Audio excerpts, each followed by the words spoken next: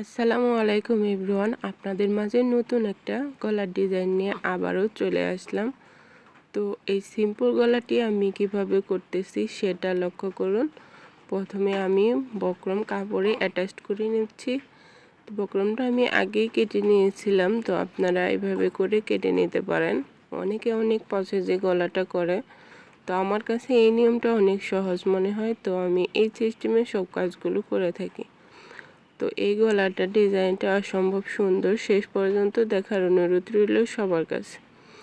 তো শেষ পর্যন্ত দেখবেন সবাই। প্রথমে আমি বক্রমের এক মাথায় সেলাই দিয়ে নিচ্ছি। এখন যে অপোজিট পাশের মাথাগুলো ছিল ওইটা বক্রমের সাথে অ্যাটাচ করে নিলাম। এখন কি করব, জাস্ট বডির সাথে বক্রমটা অ্যাটাচ করে দেব। তো আমার মতো করে আপনারাও যদি করেন তাহলে ইজিভাবে করতে পারবেন। একদম সহজ নিয়মে করার চেষ্টা করলাম, তো আপনারা এটা শেয়ার করে রেখে দিবেন যাতে পরবর্তীতে এই ডিজাইনটা আপনারা করতে পারেন। আমি বরাবরের মতো দুইটা করে সেলাই দিয়ে নিতেছি, এক সেলাইয়ের কোনো ভরসা নেই।